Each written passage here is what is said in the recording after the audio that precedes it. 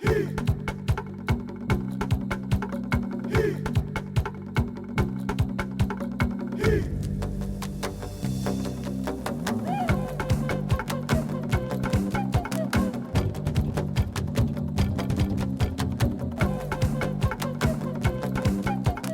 I'm Clement Paligaru. Welcome to Pacific Pulse.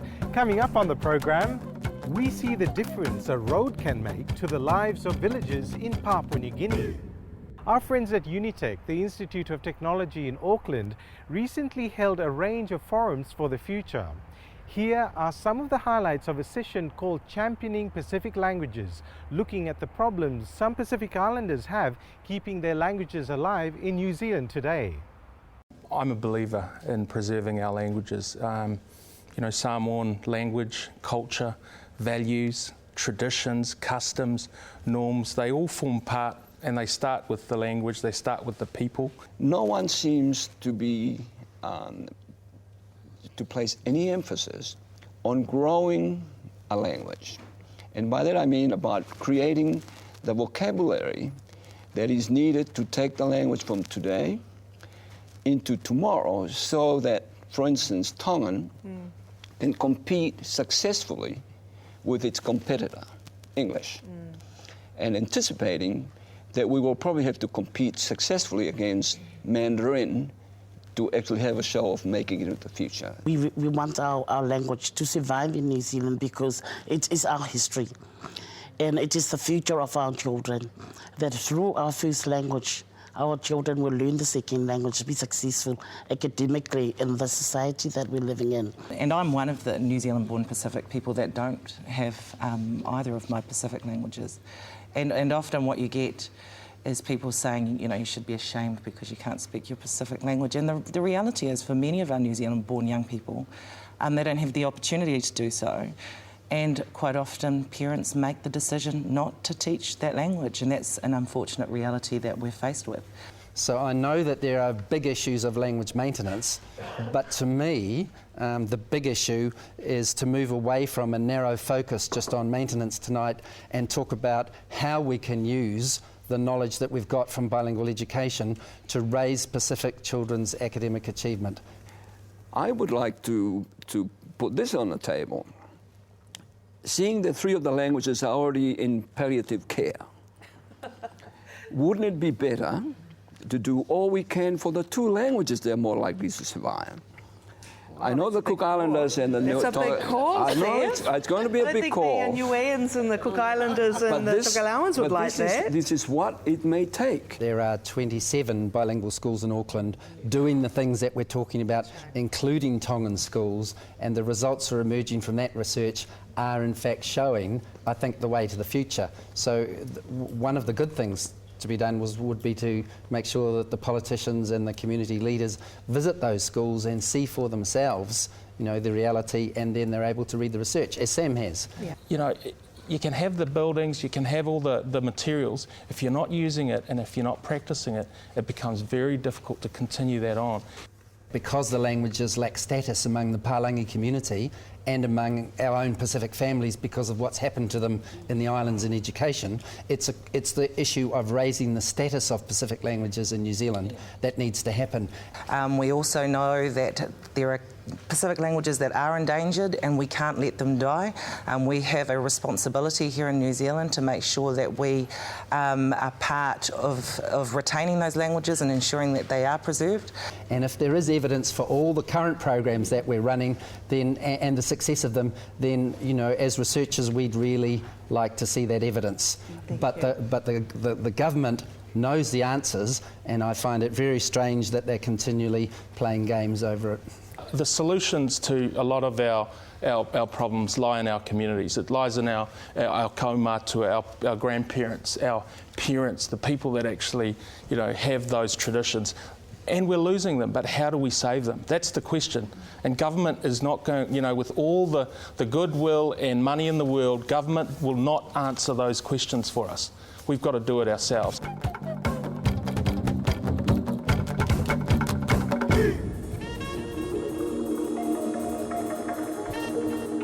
This is Kerema, one of the most remote towns in one of the most remote countries on Earth. Papua New Guinea.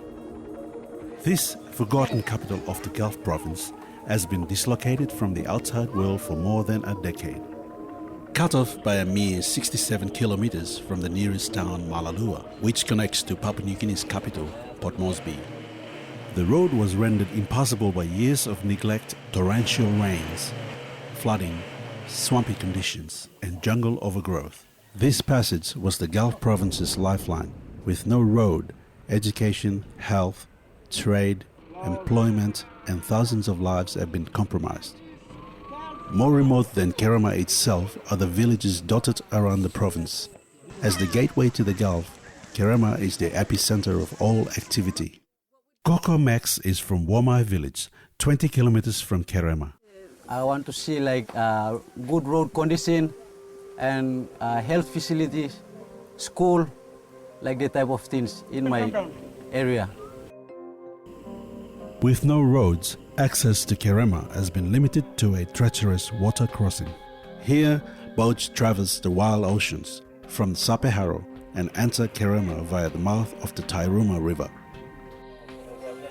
Can runs the only company based in Kerema and is the town's largest employer.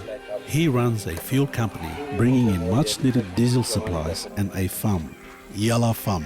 He has struggled with both. So road is a hindrance to my further development of this farm, where I want to sell my produce. Sometimes when road is not good, they rotten away, so I lose money.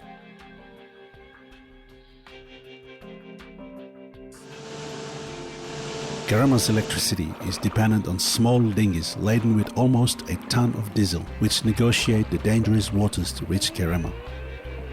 Diesel barrels are thrown overboard for Ken's employers to wade out and pick up the fuel. When diesel doesn't arrive, Kerema has no electricity. Its remoteness has rendered the Gulf one of the least developed provinces in the country. In sleepy Kerema, the busiest place in town is the hospital. Throughout the morning, villagers trek long distance into town to see the doctors. For Dr. John Kiap, the CEO of the Kerema Hospital, running the province's main hospital without road access is proving a major challenge. In this kind of a place, doctors in the past have not lasted long, simply because they think that they're cut off from other parts of Papua New Guinea. The World Bank and USAID are supporting the government of Papua New Guinea to reconstruct parts of the road connecting Kerema with Port Moresby. What we do is we repair the bad areas and we reform the road. We provide more drainage facilities and raise the sections where the road is low, and we'll put a surface layer on top of it. The road will be finished in 2011. Where road construction has already been completed, it has transformed people's lives. Lawrence lives in a village 10 kilometers from Kerema, along the newly constructed road. I sell chickens here. I sell it for 35 kina for one.